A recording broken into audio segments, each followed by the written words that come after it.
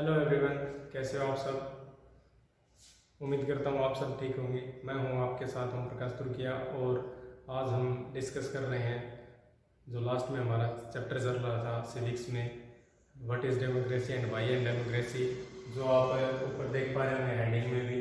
इसको हम आगे स्टार्ट करते हैं। तो लास्ट टाइम हमने डिस्कस किया था कि व्हाट इज़ डेमोक्रेसी और what is definition of democracy or what do you understand by democracy and three features of democracy.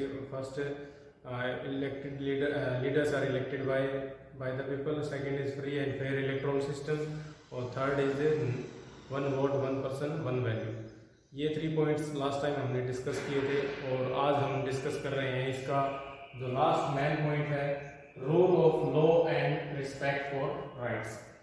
तो थोड़ा सा हम लास्ट का रिवाइज कर लेते हैं, उसके बाद आगे स्टार्ट करते हैं। तो हमने पढ़ा था कि फीचर्स क्या होते हैं, डेमोक्रेसी के फीचर्स क्या होते हैं। तो 3 फीचर्स हमने डिस्कस किए थे। तो फर्स्ट था कि जितने भी डिसीजन होते हैं वो इलेक्टेड लीडर के द्वारा लिए जाते हैं।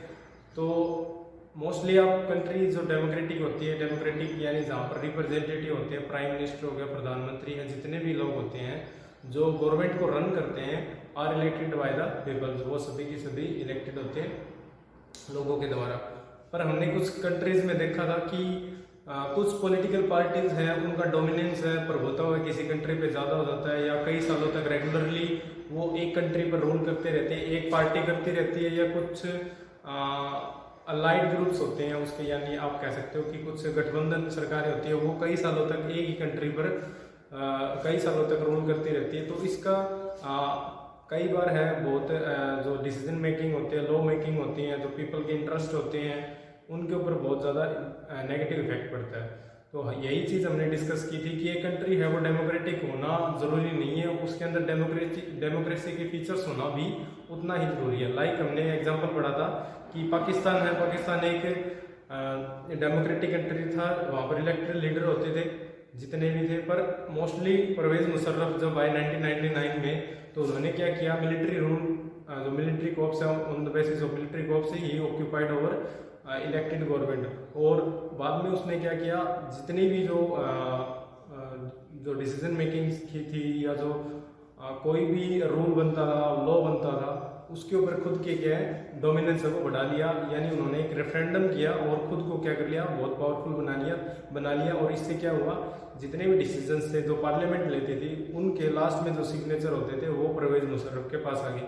तो हम कह सकते हैं कि वहाँ पर जो गवर्नमेंट थी वो इलेक्टेड तो थी, पर मोस्टली वर्क है वो किसके द्वारा होता था, एक पर्टिकुलर पर्सन के द्वारा होता था। ठीक है। सेकेंड हमने एग्जाम्पल पढ़ा था आगे और फ्री एंड फेयर इलेक्शन का, कि डेमोक्रेसी होना अलग बात है और फ्री एंड फेयर इलेक्शन होना, जैसे आपने कई बार मूवीज में देखा होगा या एक्चुअल में आपने सुना होगा, जो बूथ कैप्चरिंग की प्रॉब्लम होती है, या जो गलत वोटिंग होती है, या वोटिंग काउंट गलत होती है, या आपने सुना होगा कि ईवीएम हैकिंग के बारे में। ये चीज़ें क्या होती है, ये इलेक्शन के रिजल्ट्स हैं उनको अफेक्टेड करती हैं। ठीक है। तो ये भी सिचुएशन है जो लास्ट जो कई कंट्रीज हैं उनमें हुई थी, और या जो गवर्नमेंट थी वहाँ की, उन्होंने वहाँ पर इलेक्शन में क्या है बहुत डिस्टर्बेंस है, या जो गलत तरीके हैं वो यूज़ करके, मिस यूज़ करके पावर्स का, डेमोक्रेसी का, जो ब्यूरोक्रेट्स का वहाँ पर इलेक्शन है उनको जीतने की कोशिश की है। तो उसमें एग्जाम्पल है चाइना का और दूसरा है मैक्सिको का। चाइना में जो पीपल कांग्रेस है, नेशनल पीपल कांग्रेस है, वो पार्टी है जिसको कह सकते हैं वो मोस्टली वहाँ पर वहीं पर कम्युनिस्ट पार्टी की जो लाइड है वो क्या है उस पर कंट्रोल करती है। और कोई भी पार्टी हो, कोई भी लोग हो, जिसमें उसमें 3000 हमने जिक्र किया था, 3000 लोग हैं जो चाइना के डिफरेंट रीजन से इलेक्टेड होकर पार्लियामेंट में आते हैं। उनमें सभी को जो भी इलेक्शन में पार्टिसिपेट करता है उसको कम्युनिस्ट पार्टी का सदस्य मेंबर है वो होना जरूरी था।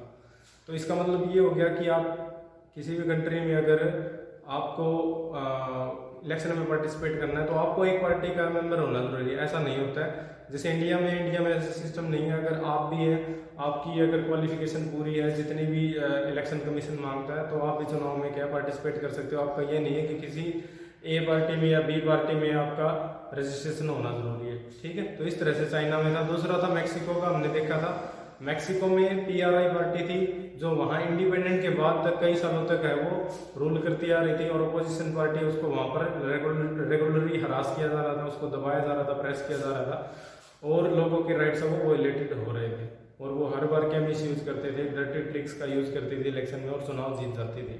तो ये भी हम कह सकते हैं कि डेमोक्रेसी होना जरूरी नहीं है, बट डेमोक्रेसी के फीचर्स है वो उनका सही तरह से एप्लीकेबल होना भी उतना ही जरूरी है।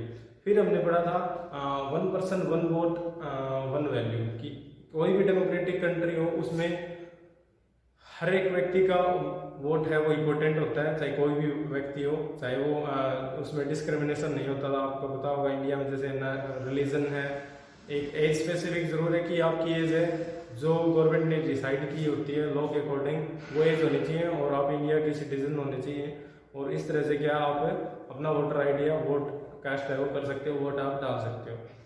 तो यही सिचुएशन थी कि हर एक व्यक्ति उसका एक ही वोट होता है। अब ये नहीं है कि उसके कई वोट्स है वो हो।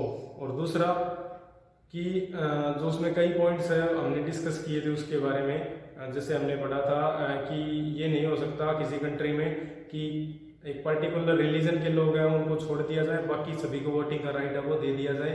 और दूसरा ये है कि एक स्पेसिफिक ग्रुप्स को, जैसे मान लीजिए कोई ट्राइबल ग्रुप है या कोई जंगलों में रहता है या कोई हिली एरिया में रहता है, उनको छोड़ दिया जाए, बाकी सभी से वोट डलवाया जाए। जैसे आपको एग्जांपल बताता हूँ इंडिया का ही, कि इंडिया में किस तरह से अच्छे तरीके से डेमोक्रेटिक वे से या एक अच्छे तरीके से वो इलेक्शन हो रहे हैं। जैसे लास्ट टाइम जितना 2014 में इलेक्शन हुए थे इंडिया में लोकसभा के, तो उस समय लद्दाख में भी क्या है वोटिंग हुई थी, तो वहाँ पर सिर्फ कुछ एक लोग, चाहे एक व्यक्ति ही क्यों ना रह रहा हो, वहाँ पर भी उसकी वोटिंग के लिए बूथ है वो बनाया गया था। मतलब कि वहाँ उसका वोटर कार्ड भी था और वहाँ स्पेशल टीम गई थी उसका वोट लेने के लिए। ठीक है, हेलीकॉप्टर के द्वारा जो अनएसेसेबल एरिया थे जहाँ पर पहुँचा ना जा सकता था, हिली एरिया में है, फॉरेस्ट एरिया में है, चाहे ट्राइबल एरिया में हो, वहाँ पर भी क्या जो इलेक्शन कमीशन की टीमें हैं अपने जो इक्विपमेंट के साथ जो भी है वहाँ पहुँची थी और उन्होंने लोगों के वोट अधिक से अधिक वोट डलवाए थे। ठीक है, इसलिए आप देख पा रहे होंगे कि इंडिया में जो वोट परसेंटेज है वो 70% से प्लस होता है। लोग है अधिकतर वोट डालते हैं, अगर नहीं डालते हैं तो डालना चाहिए, क्योंकि बाद में जितनी भी प्रॉब्लम्स होती है तो हम उनको कह देते हैं गवर्नमेंट ये नहीं कर रही है, अगर आप वोट डालेंगे, अगर गवर्नमेंट नहीं कर रही है तो अगले साल आप वोट जाइए और वोट डालिए अगेंस्ट में उनके और काम करवाइए। ठीक है, और आगे हम पढ़ेंगे फीचर्स में और भी आगे हैं जो डेमोक्रेसी में किस तरह से होता है, ये आगे डिस्कस करेंगे। तो हमने उसको डिस्कस किया। उसके बाद लास्ट पॉइंट रहता है हमारा, इसमें जिम्बाब्वे का एग्जांपल दिया हुआ है, rule of law and respect for rights. यानी जितने भी लोगों के राइट्स होते हैं उनका कोई भी गवर्नमेंट हो, चाहे हम इंडिया के एग्जांपल लेते हैं, जैसे चाहे अभी बीजेपी गवर्नमेंट चल रही हो या पीछे कांग्रेस थी, उससे पहले जनता पार्टी थी या कोई भी आगे दूसरी पार्टी है, सबको क्या होते हैं जो लोगों के राइट्स होते हैं उनको क्या है उनका सम्मान करना चाहिए, रिस्पेक्ट करनी चाहिए।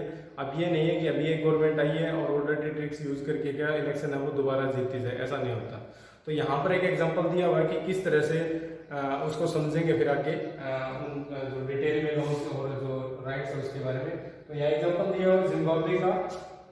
जिम्बाब्वे में 1980 में इंडिपेंडेंट हुआ था, जो वाइट पीपल है उनसे इंडिपेंडेंट हुआ था, अंग्रेजों से इंडिपेंडेंट हुआ था। उसके बाद वहाँ जो इंडिपेंडेंट करवाने में जो एक पार्टी थी, स्पेसिफिक पार्टी थी, जैसे जिसका नाम है जानू पीएफ पार्टी, इसने क्या है वहाँ पर बहुत ज़्यादा कंट्रीब्यूट किया था गवर्नमेंट कंट्री को इंडिपेंडेंट करवाने के लिए। तो तभी क्या 1980 से लेकर 2017 तक इस पार्टी की है गवर्नमेंट रही थी। पर बाद में क्या हुआ, स्टार्टिंग में तो सब ठीक था, पर धीरे धीरे इन्होंने क्या किया, जो सत्ता की जो भूख होती है, जो पावर की जो भूख होती है, उसके लिए उन्होंने है डर्टी ट्रिक्स यूज करके ये चाहते थे कि हम बार बार क्या है किसी अपोजिशन पार्टी को दोबारा मौका ना दे, हम ही ये सरकार चलाते रहे और कंट्री को क्या रन करते रहे। इस तरह के जो आइडियाज़ हैं वो कब आते हैं, जब एक शासक है, एक पार्टी है, पॉलिटिकल पार्टी, एक पार्टी होती है, वो क्या डोमिनेंस मानने लगती है, देश पर अपना कब्जा या अधिकार मानने लगती है, तो ऐसा ही होता है।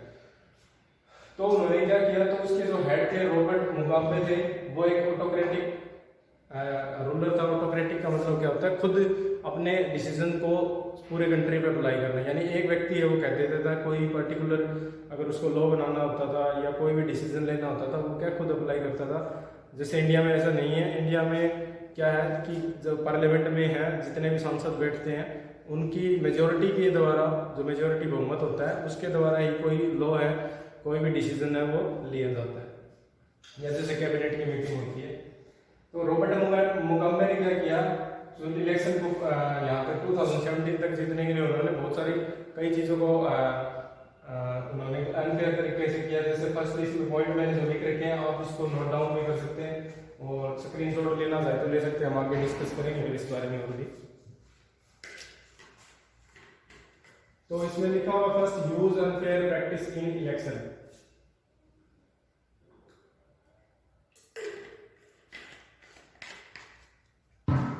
Use unfair practice in election, यानी जब भी इलेक्शन होते थे तो ये पार्टी है जो अनफेयर प्रैक्टिसेस है वो इलेक्शन में करती थी। मतलब कि चाहे लोगों के वोट है वो गलत तरीके से है वो यूज करना। जैसे उसमें इमेज दी हुई है आपकी बुक में, अगर आप देखोगे जिसमें कि एक डेमोक्रेसी की जैसे एक इमेज बनाई हुई है, तो उसमें ऐसे पैसों की एक थैली है, बहुत सारी थैलियां हैं इस तरह से, उसमें एक इमेज दिखाई होगी कैसे पैसों की वजह से क्या डेमोक्रेसी है वो बनाई जा सकती है।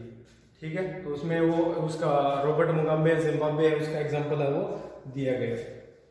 तो उन्होंने क्या किया, पैसे के बेसिस पे, और जो फर्स्ट इमेज दे रखी है हमने फर्स्ट चैप्टर के स्टार्टिंग में देखा होगा, फर्स्ट चैप्टर सेकंड इमेज है जिसमें आपने देखा होगा कि एक ईवीएम मशीन है और एक सैनिक खड़ा है, और उसके जैसे कोर्ट के अंदर है ईवीएम मशीन, या जैसे आप कह सकते हो वो जो मतपेटी है, ठीक है, वो उसके अंदर डाल रखी है।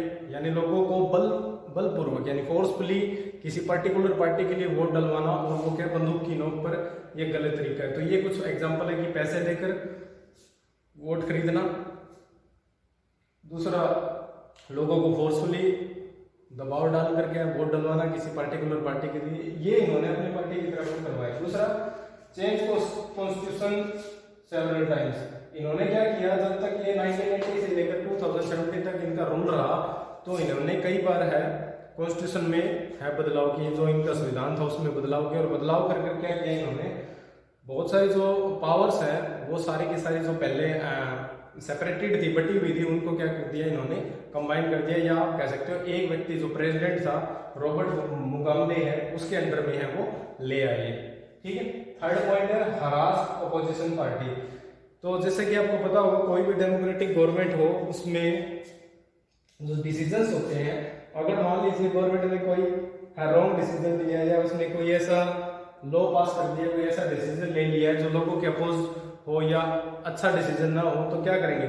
आपको पता होगा कि जो पॉलिटिकल पार्टी है उसका है विरोध करती है, उसका डेमोन्स्ट्रेशन करती है, बहुत सारे जुलूस निकालती है, आपको पता होगा सड़कों पर निकलती है, विरोध करती है, स्ट्राइक करती है। तो इस तरह से डेमोन्स्ट्रेशन कर रही थी, तो वो क्या करते थे, जो पॉलिटिकल पार्टी है उनको क्या करते थे, उनको हरास करते थे, उनको दबाते थे। ठीक है, उनको है हमेशा है वो दबाने की कोशिश करते थे। और एक ये दूसरा विशेषता आ जाती है कि एक अच्छा डेमोक्रेटिक कंट्री होना कौन सा कंट्री होगा जिसमें जो रूलिंग पार्टी अच्छी हो, वो तो ठीक बात है, अपोजिशन पार्टी है होना उसका भी बहुत जरूरी है। ठीक है, अगर अपोजिशन पार्टी नहीं होगी तो उससे क्या होगा, जो रूलिंग पार्टी है वो अपने हिसाब से क्या डिसीजन है उनको लागू कर सकती है। ठीक है, उसमें आगे हम डिस्कस करेंगे कि एक जो अलाइड ग्रुप्स होते हैं, या आप कह सकते हो गठबंधन की सरकार होती है, कोलिशन गवर्नमेंट होती है, वो भी क्या है बहुत अच्छे तरीके से रन करती है। क्योंकि गवर्नमेंट को या जो बड़ी पार्टी होती है, जो अलग अलग पार्टियों से मिलकर बनती है, उनको डर रहता है कि अगर हमने गलत डिसीजन लिया तो कुछ गड़बड़ हो सकती है, कोई पार्टी है वो साथ छोड़ सकती है, या कोई गवर्नमेंट अभी के टाइम में डेमोक्रेटिक गवर्नमेंट है वो कोई ऐसा नियम बना रही है, कानून बना रही है, लॉ बना रही है जो लोगों के अगेंस्ट में, लोगों को पसंद नहीं आया हो, तो वो क्या है उसको बदल सकती है। ठीक है, आपको एग्जाम्पल बताता हूँ। जैसे जो SC/ST एट्रोसिटी एक्ट था 2017 का, आपको याद होगा, तब उसमें ये था चेंज किया था गवर्नमेंट ने, गवर्नमेंट ने क्या, जो सुप्रीम कोर्ट है उसने रद्द कर दिया था उसको। तो गवर्नमेंट ने जो SC/ST के लोग हैं उनको दोबारा से खुश करने के लिए, या आप कह सकते हो वोट बैंक, या चाहे उनकी अलग से मजबूरी हो, किसी भी तरह से क्या किया उन्होंने, लोगों ने डेमोन्स्ट्रेट किया, विरोध किया, बहुत ज़्यादा प्रदर्शन किए। ठीक है, स्ट्राइक की और बार बार सरकार के खिलाफ है वो मोर्चा निकाला उन्होंने, तो सरकार ने दबाव में आकर क्या है उनको क्या है दोबारा SC/ST एट्रोसिटी है उस पर क्या है कानून है वो बना दिया। दूसरा आपने सुना होगा रिजर्वेशन का, सुना होगा जो अपर क्लास है हमेशा से रिजर्वेशन की मांग करता आ रहा है या उसको अपोज करता आ रहा है, तो उनको भी क्या गवर्नमेंट क्या करेगी उनको खुश करने के लिए, ठीक है, जो दूसरे जो लोग हैं उनको खुश करने के लिए कोई भी पर्टिकुलर ग्रुप्स हो कोई भी उसको खुश करने के लिए लॉ बनाएगी।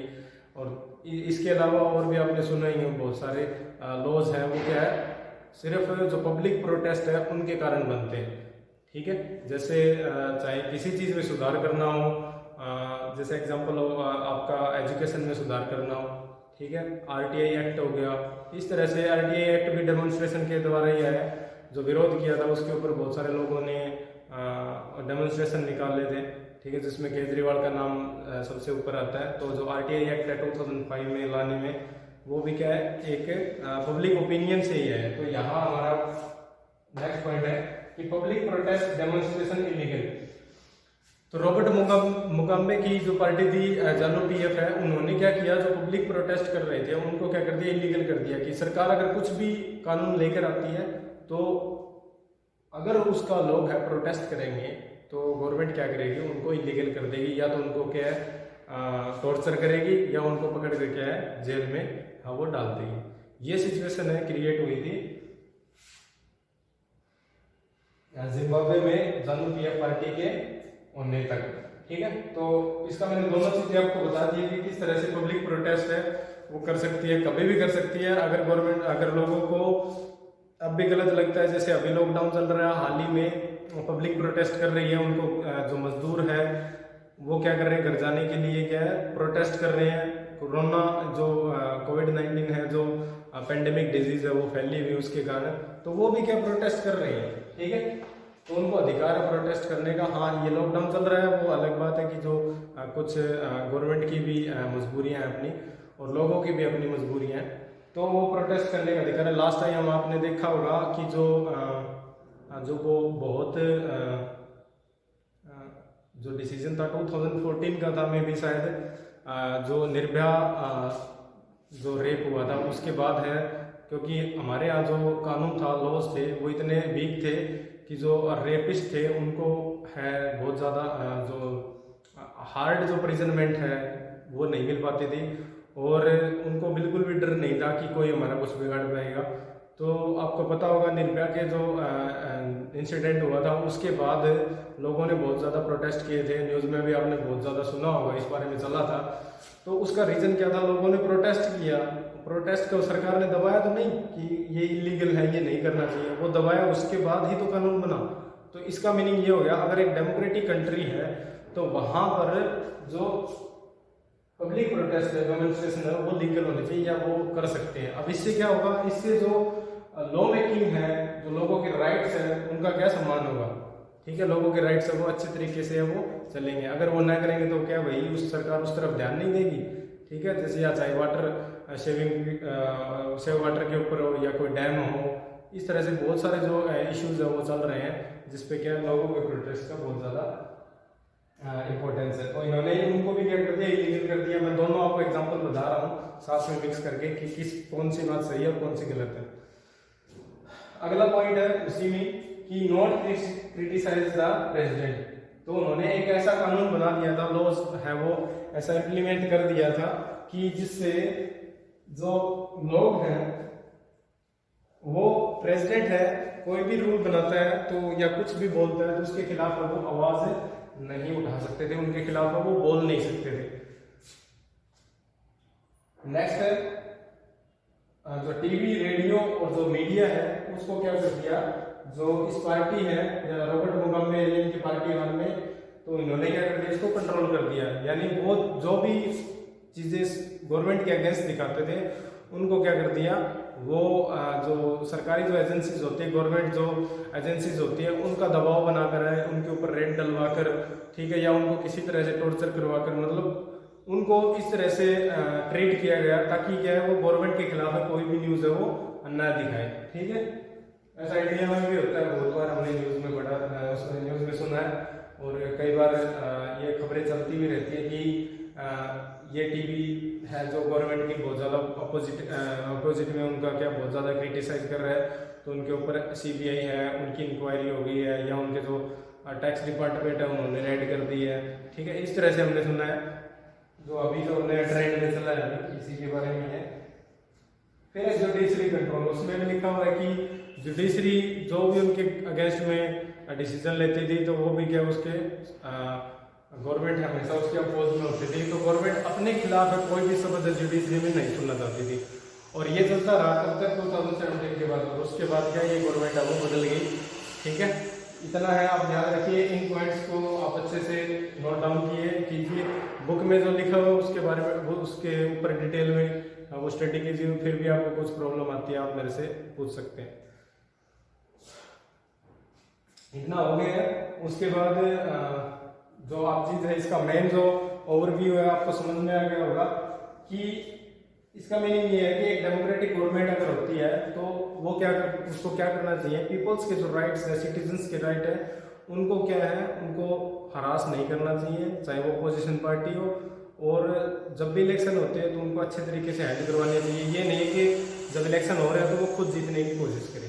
ठीक है, और वो हेडिंग में लास्ट में डेफिनेशन आप पढ़ सकते हो। ये इतना हो गया, आगे बढ़ते हैं।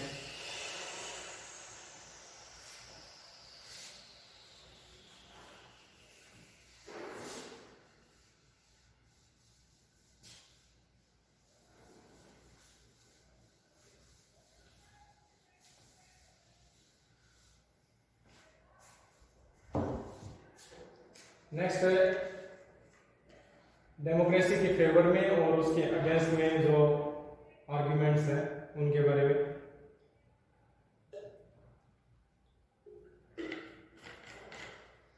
तो यहाँ हमने जो ब्रीफली 4 चीजें पढ़ी हैं उनके बारे में थोड़ा सा और समझ लेते हैं कि किस तरह से डेमोक्रेसी जरूरी है। तो इसमें लिखा हुआ ruler elected by the people. Democracy की एक बहुत अच्छी फीचर है जो स्टार्टिंग में हमने पढ़ा था कि इसका लीडर होता है वो इलेक्टेड किससे होता है, बाय द पीपल। और मेजर डिसीजन जो लिए जाते हैं, कोई भी डिसीजन लेना हो, चाहे वो टैक्सेशन पे हो, पेट्रोलियम पे हो, वाटर कंजर्वेशन पे हो, एजुकेशन पे हो, हेल्थ पे हो, चाहे टैक्स पे हो, या जो फॉरेन पॉलिसी उसके ऊपर हो, डिफेंस पे हो, कोई भी डिसीजन हो तो किसके द्वारा लिया जाता है, लोगों के द्वारा, इलेक्टेड लीडर है उसके द्वारा लिया जाता है। बाय द वे, अगर ऐसा कुछ होता है, ऐसी सिचुएशंस क्रिएट होती हैं कि वो डिसीजन है उसके अगेंस्ट में लेता है, तो उसको ये डर रहता है कि अगर वो उसने डिसीजन है उसको सही नहीं लिया तो लोग क्या करेंगे, नेक्स्ट जो ईयर में जब चुनाव होंगे, इलेक्शंस होंगे, तो लोग है उसको वोट है वो नहीं देंगे। तो वो क्या करता है, फोर्सफुली है वो अच्छा काम करने के लिए, चाहे वो दिखावा करे या करे, वो अलग बात है। Peoples free to change their ruler. और डेमोक्रेसी की ये भी खास बात है कि लोग हैं अपने रूलर हैं उसको, जो लीडर है उसको चेंज कर सकते हैं। अलग अलग कंट्रीज में अलग अलग टाइम पीरियड है। इंडिया में जैसे 5 साल का है, उसमें क्या है उसको चेंज कर सकते हैं, अपने लीडर्स हैं उनको चेंज कर सकते हैं। जैसे आपको पता होगा इंडिया में हर 5 साल बाद क्या है, MP MLAs हैं या जो प्रधानमंत्री है, प्राइम मिनिस्टर है, प्रेसिडेंट है, वो क्या चेंज होते रहते हैं। हाँ, कई बार ये होता है कि किसी रीजन में, या आपको पता होगा इंडिया में जो चुनाव का सिस्टम है वो बहुत ज़्यादा डेवलप, वैसे तो अच्छी है, लोग अपने लीडर्स को चुनते हैं, फिर भी क्या है अभी जो फैमिली का जो आपने देखा होगा कि एक पर्टिकुलर फैमिली होती है किसी स्टेट में, वही रूल करती है। ठीक है, या उनके जैसे उनके फैमिली मेंबर होते हैं। ठीक है, और जो टिकट का बंटवारा होता है वो भी क्या फैमिली मेंबर को है किया जाता है। तो मतलब एक फैमिली है उसका किसी पर्टिकुलर स्टेट पे है वो डोमिनेंस हो जाता है। कंट्री भी आप कह सकते हो, समझदार हो आप समझ सकते हो। इस तरह से क्या है, रूलर को चेंज है वो कर सकते हैं, चेंज कर सकते हैं। पर क्या होता है, अगर मान लीजिए ये सोचना भी गलत होगा कि किसी पर्टिकुलर एरिया में एक ही व्यक्ति है वो जीतता आ रहा है। जैसे हम कह सकते हैं, जैसे आदमपुर का एग्जांपल ले सकते हैं हम। मंडी आदमपुर में पिछले कई सालों से है जो बिश्नोई परिवार है, चौधरी भजनलाल जी है, जसमा देवी है, और जो कुलदीप बिश्नोई है, अभी क्या इलेक्शन में पार्टिसिपेट करते आ रहे हैं और रेगुलर जीतते आ रहे हैं। अब कहते हैं कि कई लोग ये भी कहेंगे ये गलत है, ये इतने सालों से यहाँ जीत रहे हैं। तो इसमें गलत कुछ भी नहीं है। क्यों नहीं है गलत? क्योंकि लोगों ने वोट देकर चुना, हराया तो नहीं है ना उनको अब तक। तो जो फ्री चॉइस है, अगर अगर कोई अपोजिशन पार्टी या कोई व्यक्ति ऐसा हो जो उनको हरा सकता है तो वो हरा सकता है। लोगों ने उनको क्या वोटिंग से चुना है, चाहे 1 वोट से जीते चाहे वो 1 लाख वोट से जीते, ठीक है। तो इसमें क्या होता है, लोगों के पास चॉइसेस होती है। लोग क्या है, चाहे अपने लीडर उसको बदल सकते हैं किसी भी एरिया में हो। अब ये नहीं है कि कोई कह सकता है कि ये एक फैमिली से जुड़ा हुआ है, ठीक है। मैंने दोनों बातें आपको बता दी है कि कई स्टेट हैं, कई एरियाज है जहाँ पर एक पार्टी का डोमिनेंस होता है और वही उस पर रूल करता है, ठीक है। तो उसमें ये जो मैं पॉइंट बता रहा था वो चेंज नहीं होता है। रूलर कई बार सीएम नहीं चेंज होता है, प्रधानमंत्री भी एक ही फैमिली से चलता रहता है, लगातार बनता रहता है। पर एक बात ये भी है दूसरी कि वो इलेक्टेड होते हैं, कि जितने भी मेंबर्स होते हैं, जो एमपीज होते हैं, मेंबर ऑफ पार्लियामेंट है, चाहे वो एमएलए हो चाहे वो चीफ मिनिस्टर हो, जो एमएलए से ही बनते हैं इलेक्टेड होकर। वो आगे की प्रोसेस में हम समझेंगे कि सरकार है वो कैसे बनती है उसमें। तो वो होते तो सभी के सभी इलेक्टेड ही हैं, ठीक है। हाँ, ये बात अलग है कि लोग उसको वोट देते हैं, वो आगे हम पढ़ेंगे। अपॉर्चुनिटी ऑन इक्वल बेसिस, यानी डेमोक्रेसी में किसी के भी जीतने की क्या है, बराबर अपॉर्चुनिटीज होती है। मान लीजिए एक पर्टिकुलर एरिया जैसे मंडी आदमपुर, उसमें 10 कैंडिडेट खड़े हैं, 10 कैंडिडेट ने पार्टिसिपेट किया, तो उसमें क्या सभी के जीतने की इक्वल अपॉर्चुनिटी है। हाँ, ये बात जरूर है कि लोग हैं किसी एक पर्टिकुलर पर्सन को, किसी एक कैंडिडेट को ज़्यादा पसंद करते हैं और वो मानते हैं कि ये अच्छा काम कर रहा है और ये जो लेजिस्लेचर है, जो एरिया है, उसके लिए अच्छा काम कर रहा है, चाहे सड़क बनाने का काम हो, चाहे लोगों की जो बेसिक नीड्स है उसको पूरा करने को, जो अलग अलग सप्लाईज होती है, जो बजट होते हैं लोगों के, गांव में जो जितने भी वर्क होते हैं उनको पूरा करवाना हो, या कोई ऐसी प्रॉब्लम हो जो बहुत बड़ी हो तो उसको असेंबली में जा कर कहना हो, उसका सॉर्ट आउट करवाना हो गवर्नमेंट से। मतलब कोई भी नया प्रोजेक्ट लगाना हो, कुछ भी हो, उसके ऊपर सारा का सारा किस पे डिपेंड होता है, उस पर्टिकुलर एरिया के एमएलए और एमपी का होता है। और अगर वो काम नहीं करता है तो गवर्नमेंट के पास क्या, जो व्यक्ति होता है, पर्सन के पास क्या होता है, वोट होता है। वोट डाल कर क्या है, उस व्यक्ति को क्या है, वो एट ए टाइम नहीं, सॉरी, एवरी 5 ईयर जब भी इलेक्शन होते हैं उनको बदल सकता है। पर जब हम आर्ग्यूमेंट में बढ़ेंगे तो ये भी बताएंगे कि जो भारतीय वोटर है अभी भी मैच्योर नहीं हो पाया है। बुक में लिखा हुआ है, मैं नहीं कह रहा। पीपल्स हैव सम राइट्स, यानी डेमोक्रेटिक गवर्नमेंट में क्या होता है, जहाँ भी डेमोक्रेटिक गवर्नमेंट होती है वहां पर लोगों के पास का बहुत सारे राइट्स होते हैं। जैसे कॉन्स्टिट्यूशन में आपने पढ़ा होगा या नहीं पढ़ा तो मैं बता देता हूँ। जैसे कॉन्स्टिट्यूशन में बहुत सारे राइट्स है वो लोगों को दिए गए हैं। आर्टिकल जो अलग अलग है, 12 से लेकर 35 या जैसे 45 तक भी है, बहुत सारे राइट्स है। और आगे भी है, अलग अलग जो ब्यूरोक्रेट्स होते हैं, कौन प्रेसिडेंट होता है, प्रधानमंत्री है, जो राष्ट्रपति होता है, प्राइम मिनिस्टर होता है, जो गवर्नर होते हैं, जो चीफ मिनिस्टर होते हैं, हर एक के राइट्स के बारे में क्या लिखा होता है। तो उसमें डेमोक्रेटिक गवर्नमेंट क्या होता है, लोगों के पास कुछ राइट्स होते हैं। और जहाँ पर डेमोक्रेटिक नहीं होता वहाँ पर लोगों के पास राइट्स नहीं होते, उनके खुद के नहीं होते। वो किसके द्वारा इम्पोज किए जाते हैं, जो वहाँ का जो राजा होता है, जो मोनार्ची होता है या जो डिक्टेटर होता है वहाँ का, वही लागू करता है, कोई भी रूल हो, कोई भी रेगुलेशन हो, ठीक है। तो डेमोक्रेसी की ये भी विशेषता है। इतना आपको समझ में आ गया होगा, आगे देखते हैं।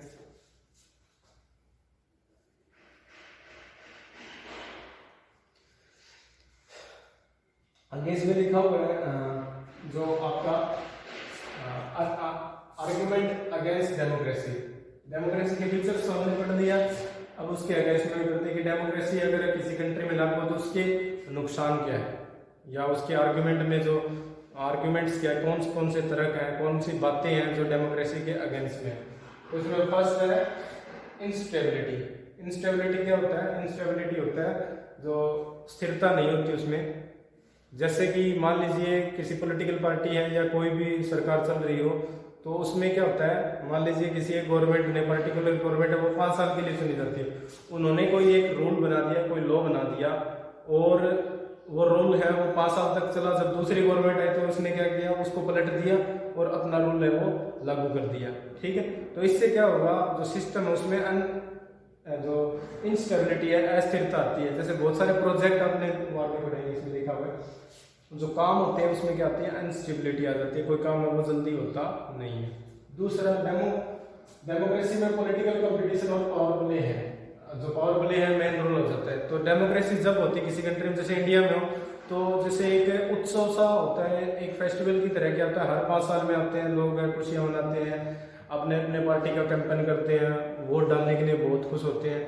और जब मेनली क्या होता है, वो पॉलिटिकल पार्टी का एक कंपटीशन होता है, कि किसकी सत्ता आएगी, कौन है कंट्री पे रूल करेगा और कौन है कंट्री को रन करेगा। इस तरह से हर 5 साल में ये ट्रेंड है वो बदलता रहता है। तो इससे क्या होता है, ये हर साल यही चलता रहता है। ये क्या है, एक तरह की कंपटीशन है वो बन जाता है कि किसके पास पावर होगी, किसके पास सत्ता होगी, कौन कुर्सी पर बैठेगा। ये हर साल वो ट्रेंड सा चलता रहता है। तो ये भी एक आर्गुमेंट है इसके अगेंस्ट में। तीसरा है डिसीजंस डिले। इसमें क्या होते हैं, जो डिसीजन होते हैं डिले हो जाते हैं डेमोक्रेसी में, जो मैंने अभी बताया थोड़ी देर पहले, क्योंकि दोनों चीजें एक साथ जुड़ी हुई है, थोड़ा थोड़ा फर्क है। डिसीजन उसमें डिले कैसे होता है कि मान लीजिए गवर्नमेंट है कोई, जैसे 5 ईयर प्लान सुने होंगे आपने, या कोई जैसे डैम कंस्ट्रक्शन करना हो, या जैसे आपको एक एग्जांपल बताता हूँ, आपको समझ में आ जाएगा। जो राफेल डील हुई थी इंडिया में, ठीक है, जो विमान खरीदने की, और वो हुई थी जो मे बी 2000 से पहले, 2000 से पहले की डील थी वो, और आज तक वो ग्राउंड लेवल पे उसका एप्लीकेबल है वो नहीं हो पाया। अगर मैं सही हूँ तो ठीक है, एक बार चेकआउट कर लेना नेट पे। जो राफेल डील हुई थी वो 2000 से पहले हुई, 2000 से पहले या शायद 2004 में थी, जब कांग्रेस की गवर्नमेंट आई थी स्टार्टिंग में, शायद तब की बात है ये। आप एक बार चेकआउट कर लीजिए। मैं सीधा एग्जांपल बता देता हूँ, आप ईयर का थोड़ा सा कंफ्यूजन मत, सिर्फ समझाने के लिए बता रहा हूँ कि कितना होता है। तो आप उसको ऑलमोस्ट मान लीजिए कि 2005 के लगभग वो डील हुई थी, और आज तक उसका विमान है इंडिया में नहीं आ पाया। और वो कहाँ हुई थी, फ्रांस की एक कंपनी थी उसके साथ डील हुई थी भारत की, कि हम वहाँ से विमान खरीदेंगे। और क्यों खरीदेंगे, ताकि मान लीजिए हमारे पाकिस्तान के साथ, चीन के साथ है, लड़ाई हो जाती है, या लड़ाई नहीं भी होती है, जो पीस का टाइम हो, तब भी क्या हमारे पास ऐसी कैपेबिलिटी होनी चाहिए ताकि हमें ऐसी सिचुएशन आए तो क्या उसका सामना कर सके। तब ये डील हुई थी, और आज तक एक भी विमान है वो इंडिया में नहीं आ पाया। उसका रीजन क्या है, उसका रीजन ये कि डेमोक्रेसी में जितने भी डिसीजन होते हैं उसमें डिले होता है। कि मतलब एक फाइल बनी, उसके ऊपर कैबिनेट के हस्ताक्षर हुए, फिर उसके बाद उसका बजट बना, एस्टिमेट बना, कौन सी कंपनी को है वो ऑक्शन में लेके आना है, फिर किस तरह से डिस्ट्रीब्यूट करना है, अलग अलग एरियाज की जैसे परमिशन होगी। इस तरह से क्या है, वो अलग अलग डिपार्टमेंट में फाइल घूमती रहती है, और उसमें क्या कई सालों लग जाते हैं। फिर वो फॉरेन मिनिस्ट्री है, इस तरह से जब आएंगे फिर वेरिफिकेशन होगा, इस तरह से क्या है उसमें टाइम लग जाता है, ठीक है। या आपने कई बार फिल्मों में देखा होगा कि मान लो किसी को एक फैक्ट्री लगानी हो, तो फैक्ट्री लगाने के लिए क्या करेगा वो, फैक्ट्री लगाने के लिए ज़मीन है, ज़मीन के लिए फॉरेस्ट डिपार्टमेंट की एनओसी लेगा, फिर ज़मीन खरीदने के लिए किसान अलग अलग डिमांड करेगा, फिर गवर्नमेंट का डिस्ट्रीब्यूट होगा, फिर इलेक्ट्रिसिटी का आएगा, फिर रोड बनाने के लिए उनकी परमिशन लेनी पड़ेगी, ठीक है। और फिर पॉल्यूशन डिपार्टमेंट की जब फैक्ट्री लगेगी तो वो पॉल्यूशन छोड़ेगी, उसकी एनओसी। इस तरह से क्या वो फाइल है वो घूमती रहती है। और वो फैक्ट्री है मान लीजिए 2000 में शुरू हुई है, तो वो फैक्ट्री लगते लगते 5-10 साल है वो ऐसे निकल जाते हैं फाइलों का चक्कर लगाते हुए, और वो फैक्ट्री एक्चुअल में लगती नहीं है। उसका रीजन क्या है कि डेमोक्रेसी में जितने भी डिसीजन होते हैं वो उसमें क्या है टाइम है वो बहुत ज़्यादा लगता है, ठीक है। ये उसका अगेंस्ट में आर्गुमेंट है। नेक्स्ट है leaders don't know peoples best interest. आपने सुना होगा कि जो नेता होते हैं बहुत सारे ऐसे होते हैं जो ग्राउंड लेवल से जुड़े नहीं होते, उनको लोगों के मुद्दे हैं वो नहीं पता होते कि एक्चुअल में लोगों को चाहिए क्या। तो ये पॉइंट इसी चीज को दिखाता है कि जो लीडर्स होते हैं, जो इलेक्टेड लीडर होते हैं डेमोक्रेटिक कंट्री में, मान लीजिए कोई एमपी है या कोई एमएलए है, उसको ये नहीं पता होता कि उसके एरिया में जो लोग रह रहे हैं उनकी नीड्स क्या है, उनको क्या चीज की जरूरत है, ठीक है। उनको मान लीजिए जैसे एग्जाम्पल बताता हूँ, राजस्थान का एग्जाम्पल बताता हूँ। राजस्थान में मान लीजिए एक मिनिस्टर है, उसको बना दिया कृषि मंत्री, और एग्रीकल्चर मिनिस्टर है वो बना दिया। तो वो क्या करेगा, मान लीजिए क्योंकि उसको ग्राउंड लेवल का नॉलेज नहीं है, तो उस बेसिस पे सिर्फ एग्जांपल बता रहा हूँ, आप उसको समझ जाएंगे इजीली।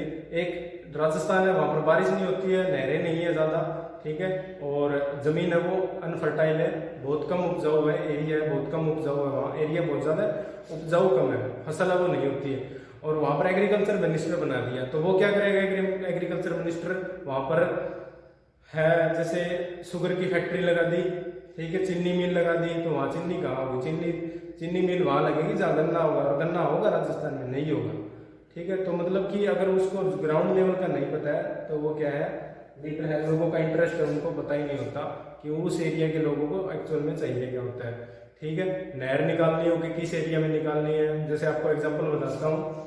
उत्तर प्रदेश और बिहार में जैसे मैंने ट्रैवल किया है, तो वहाँ देखा था मैंने कि जैसे हम हरियाणा में से अगर आप सिरसा से दिल्ली जाओगे तो आपको इतनी नहरें नाले मिलेंगे और आपको हर जगह हरियाली मिलेगी। और अगर आप दूसरी तरफ उत्तर प्रदेश में, आप दिल्ली से अगर उस तरफ है इलाहाबाद की तरफ है, या आप मान लीजिए पटना की तरफ जाएंगे, या गोरखपुर है उस तरफ, लखनऊ की तरफ जाएंगे, किसी दोनों तरफ कहीं भी चले जाएं आप, मतलब कि जो पश्चिम से पूर्व की तरफ अगर जाएंगे तो वहाँ आपको नहर ना के बराबर मिलेगी। उसका रीज़न क्या है, वहाँ पर फर्टाइल है ज़मीन, फिर भी क्या नहरें हैं वो नहीं डेवलप हो पाई हैं। अगर उसका सोल्यूशन हो जाए, अगर उनको ग्राउंड लेवल पे सर्वे हो, उसको पता चले, तो क्या हो सकता है कि वहाँ पर इतनी जो सिचुएशन है, जो आपने सुना होगा, जो या पढ़ा भी होगा उसके बारे में, कि जो इंडिया के बैकवर्ड स्टेट है उसमें जो ईस्टर्न यूपी है, बिहार का आपने सुना होगा, झारखंड है, वहाँ पर मिनरल्स बहुत ज़्यादा है, खनिज बहुत ज़्यादा है, फिर भी गरीबी है वहाँ पर। उड़ीसा में मिनरल्स रही, वेस्ट बंगाल में, फिर भी क्या वहाँ पर पॉवर्टी है दूसरे स्टेट की बजाय है वो बहुत ज़्यादा। उसका रीज़न क्या है, क्योंकि वहाँ पर डेवलपमेंट नहीं हो पाया। डेवलपमेंट क्यों नहीं हो पाया, कि वहाँ के जो ब्यूरोक्रेट्स हैं, जो गवर्नमेंट वहाँ पर चल रही है, उनको पता ही नहीं है लोगों को एक्चुअल में चाहिए क्या, उनको देना क्या है, उनकी नीड्स क्या है। तो अगर उनको फुलफिल करेंगे, अगर वो सही से प्लान तरीके से चलेंगे तो वो हो सकता है। तो डेमोक्रेसी का ये भी एक अगेंस्ट आर्गुमेंट होता है कि लीडर्स को अपने एरिया की जो प्रॉब्लम्स हैं उनकी पता ही नहीं होती है। उस एरिया में चाहिए तो पानी की है फैसिलिटी प्रोवाइड करवाने दिए, और वो वहाँ पर बना रहा है सड़क, और जिस एरिया में सड़क की जरूरत है वहाँ पर क्या है, वो कुछ और ही प्रोजेक्ट है, वो फैक्ट्री लगाने की बात कर रहे हैं। ठीक है, तो ये सिचुएशन है, वो लीडर्स है उनको पता नहीं होता, ग्राउंड लेवल का लोगों की प्रॉब्लम्स का है पता नहीं होता। फिर है डेमोक्रेसी में लीडर्स टू करप्शन, जो लीडर्स लीड्स ही है, ठीक है, लीड्स। डेमोक्रेसी में लीड्स टू करप्शन, यानी जिस कंट्री में डेमोक्रेटिक हो, जो कंट्री डेमोक्रेटिक होगा वहां पर करप्शन है, उसकी प्रॉब्लम है बहुत ज्यादा होगी। क्यों होगी, क्योंकि मैंने बताया अभी आपको, जो वर्क होता है, काम होता है, वो क्या है सिस्टमेटिक वे से होता है, कि एक लेयर से दूसरी, यानी एक फाइल है वो कभी कहीं जाएगी कभी कहीं, इस तरह से क्या करप्शन का जो जाल है बन जाता है। चाहे वो करप्शन आपने पुराने टाइम से लेकर करंट तक पढ़ा हो, करप्शन है वो कभी भी खत्म नहीं होगा। ठीक है, वो अगर उसका सिस्टमेटिक वे से प्लान नहीं होगा, गवर्नमेंट उसके ऊपर बहुत अच्छे कानून नहीं बनाएंगे, या लोगों की जो पैसे देने की जो क्षमता है, या जो लोग अगर खुद ही पैसे देना बंद कर देंगे तो करप्शन है वो खत्म हो जाएगा। बाकी मुश्किल है, ये कहना आसान है, करना मुश्किल है। तो डेमोक्रेटिक कंट्रीज में क्या होता है, वहाँ पर करप्शन की बहुत ज़्यादा प्रॉब्लम हो रहती है। एग्जाम्पल आपके सामने इंडिया में, कभी आपका वास्ता पड़े, चाहे आप ड्राइविंग लाइसेंस बनाओ, या कभी आपको पटवार खाना में जाना पड़े, तहसील में जाना पड़े, ठीक है, कभी हॉस्पिटल में जाना पड़े, आपका कभी ना कभी वास्ता है वो ज़रूर पड़ेगा, क्योंकि करप्शन है वहाँ पर चलता है, और ख़त्म भी हो सकता है अगर मिल के सभी काम करें तब।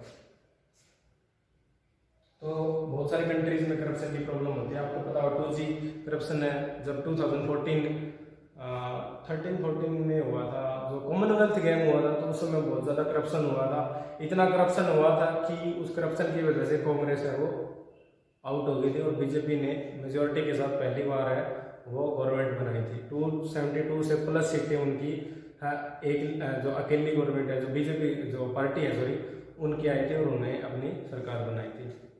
और अब भी यही है, और मुद्दा क्या है करप्शन का। या जो लास्ट में हमने डिस्कस किया था कि एक फैमिली ने पूरे कंट्री पे रूल किया, सही है या गलत?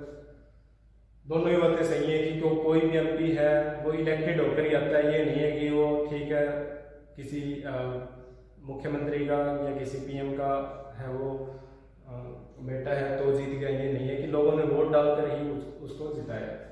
ठीक है, और बदला भी यही है कि एक चाय वाला प्रधानमंत्री बन जाता है। तो क्या ये लास्ट में हमने पढ़ा था, अगर फ्री एंड फेयर इलेक्शन होंगे तो कोई भी व्यक्ति वो इलेक्शन में पार्टिसिपेट करके गया वो जीत जाता है। या जैसे हमने यहाँ पढ़ा था